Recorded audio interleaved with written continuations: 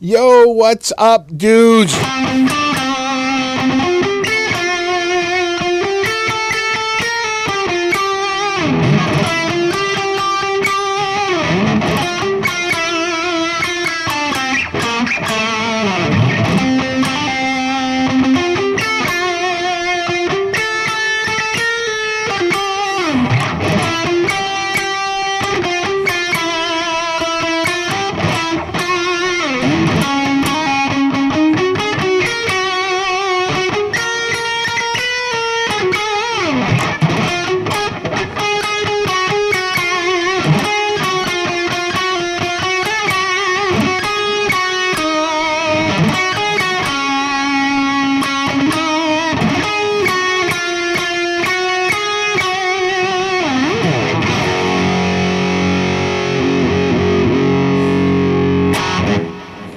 My Brady Bunch.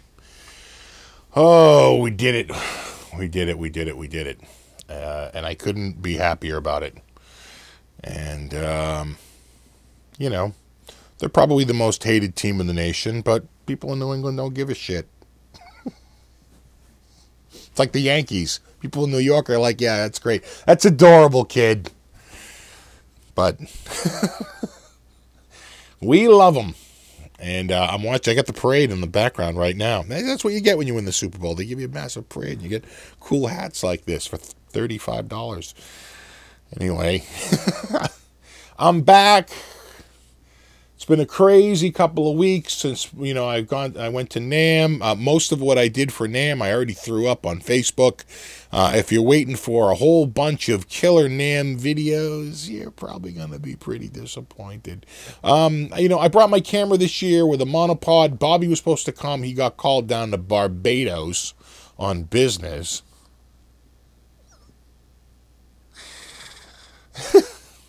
Anyway. And what's your business again? It's like, you know, wholesale food. And why does it have to be in Barbados? But anyway, I think that's gaming the tax laws a little bit, right? I think if it's in the United States, they can't write it off, right? But if it's like international, they can. So you just go like right over the border or something. There's some crazy law about it that, you know, made them go to Barbados to do the thing. But anyway, so he wasn't there, so I didn't have an assistant. I was going to have one of the guys at the Harris Musical Products booth, the guys who do Picks by the Pound and U.S. Blues. You know, a couple of them had their kids there. You know, one of their friends had their kid there, but he didn't show up for a couple of days.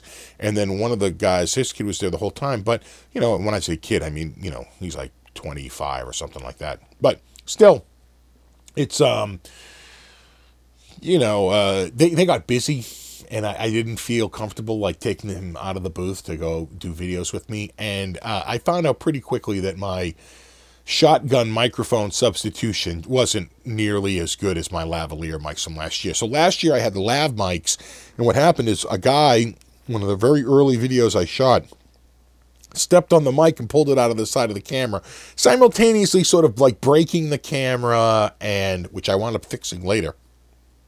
And I got a heater right here that I'm loving.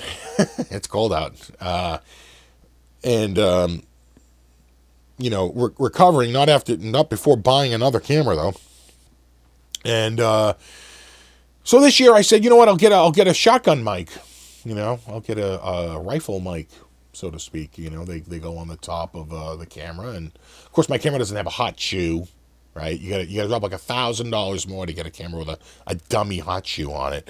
But for $20, I can just buy a bracket that the camera screws in on the bottom, and you put it on the top. It's so funny because so many people had my exact same setup, my same Canon camera with that same horseshoe mount, and you know, a rifle mic on the top. In fact, almost the same rifle mic, because they're on Amazon for $20-30, and that's about the budget I was willing to spend on that. You know, everything was up this year on NAMM. Hotel was more money. The flight was more money. I mean, this trip this year cost like almost double what it did last year. Very, very expensive compared to last year's run. So I don't know what the change was. Some people are claiming that NAMM bought up all the hotel rooms. I don't know how true that is. It might be true. It might not be true. I have no idea. All I know is everything was more expensive.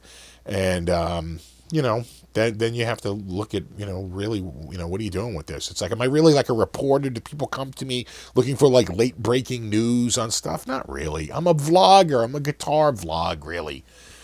And with a few other things, gear reviews and, and all this stuff. So I will do a NAMM video because there's a lot of stuff that I want to comment on, that I didn't really comment on when I threw it up on Facebook. So it'll probably be a lot of the same still pictures you saw from Facebook. Maybe a few you haven't, because I didn't put everything up there. I have a tiny bit of footage. There was a guy over at the Studio Devil booth. They were really nice guys, the guys over at Studio Devil. I was talking to them for a bit. I might get a copy of Studio Devil Pro. They said they could get me a copy, and I can give that a whirl. I've heard good things about it, and I'd love to give it a try. And a lot of people want me to try that one out of the UK there. You know the one I'm talking about. God, I can't think of the name of it. But you know the one. Eskier, right? But Scuff'em, Eskier. But they weren't at NAMM. I would have been happy to go talk to them. They didn't have a NAMM booth. Chapman Guitars didn't have a booth this year. And, you can sort of understand why. I guess they did really well last year. And it costs so much money to bring the stuff over. It's like, are you really going to get that much of a boost that you can actually capitalize on in a year? And I think they probably felt like they had enough orders. They could just sort of keep going with what they had from last year and then show up next year. But who was there was Rabia Masad from, Dorje and that whole thing. And he was with Panama amps. They said Panama guitars, but it looked like they had nothing but amps. And those look really interesting. They had an attenuator in the cab. So I thought that was pretty cool. You can crank up the head and turn the cab down, and it's pretty slick.